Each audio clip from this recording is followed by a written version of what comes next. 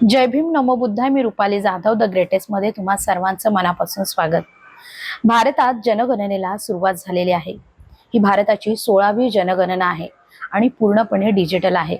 1 April 2026 ते 30 September 2026 पर्यंत ही जनगणना चालणार आहे. या जनगणनेत भारताची लोकसंख्या किती आहे, भारतातील लोकांचे राहणीमान, त्यांचा दर्जा या सगळ्याची माहिती या जनगणनेच्या माध्यमातून मिळणार आहे. या जनगणनेत जात आणि धर्माची निवड करताना काय महत्त्वाच्या गोष्टी लक्षात ठेवायच्या आहेत ते जाणून घेऊया. म्हणजेच मागासवर्गीय, अनुसूचित जाती आणि अनुसूचित जमातीतील लोकांनी कुठल्या गोष्टींची दक्षता घ्यायची आहे हे या व्हिडिओच्या माध्यमातून समजून घेऊया. बौद्ध धर्मात जात नाही हे 100% खरं आहे, पण भारतीय संविधानाच्या माध्यमातून ज्या मूळ सोयी सुविधा जातीनुसार मिळालेल्या आहेत त्याकडे दुर्लक्ष करून चालणार नाही. म्हणून भावनेत वाहून जाऊन जात बौद्ध लिहाल तर बाबासाहेबांनी रक्ताचं पाणी करून मिळवलेलं संविधानिक कवच आपल्या हातातून निघून जाईल. कायदा काय सांगतोय? अनुच्छेद 341 व राष्ट्रपती आदेश 1950 नुसार अनुसूचित जातीची यादी जातीवर आहे, धर्मावर नाही. त्या यादीत महार आहे, बौद्ध नाही. 1956चा धम्मदीक्षा आदेश व 1990ची दुरुस्ती.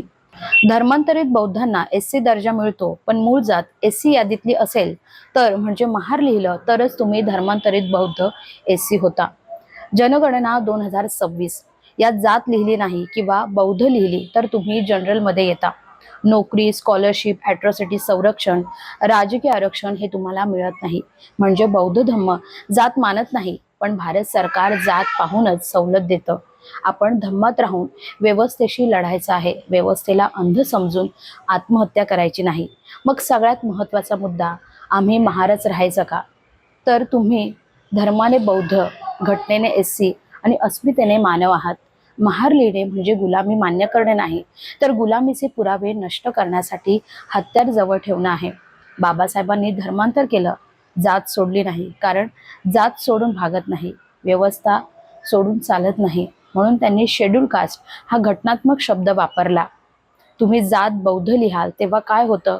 उद्या तुमचा मुलगा स्पर्धा परीक्षेत कोटा मागायला जाईल तर त्याला नकार दिला जाईल. गावात मारहाण झाली तर ॲट्रॉसिटी कायदा लागणार नाही. तुम्ही SC नाही, आकडेवारीत महार, बौद्ध संख्या 0 दिसेल. सरकार म्हणेल यांच्यावर अन्याय होतच नाही, तर मग कायदा कशाला हवा? भावनेच्या भरात जाऊन जात लपवली तर पुढची पिढी पुन्हा अस्पृश्य होईल. म्हणून जनगणनेत या 3 महत्त्वाच्या गोष्टी लक्षात घ्या. प्रथम क्रमांक, धर्म बौद्ध लिहा. दुसरा क्रमांक, जात महार किंवा धर्मांतरापूर्वीची जात लिहावी. SC अनुसूचित जातीत एकूण 59 जाती येतात. म्हणजे चांभार, लोहार, कुंभार अशा अनेक जाती येतात. त्यातून महार किंवा तुमची जी जात असेल ती निवडा. भाषा मराठी आणि पाली ही आवर्जून लिहा. फॉर्म भरलेला तपासून पहा. एकदा भरलेली माहिती सत्य व बिनचूक लिहून खात्री करून घ्या. भारतात आरक्षण हे जात आधारित आहे, म्हणून जातीचा उल्लेख करून डॉक्टर बाबासाहेब आंबेडकर यांनी रक्ताचं पाणी करून अहोरात्र मेहनत घेऊन जे मिळवून दिलं आहे ते टिकवून ठेवा. कलम 340 अन्वये OBC आरक्षण, कलम 341 अन्वये अनुसूचित जाती आणि 342 अन्वये अनुसूचित जमातींना आरक्षण दिले आहेत. महाराष्ट्र राज्यातील SC प्रवर्गातील सर्व गटात 13% आरक्षण आहे. हे सर्व जपून ठेवायचं असेल तर हे सगळं लक्षात घेऊनच जनगणनेचा फॉर्म भरा आणि तुमचं भविष्य हे संरक्षित करा.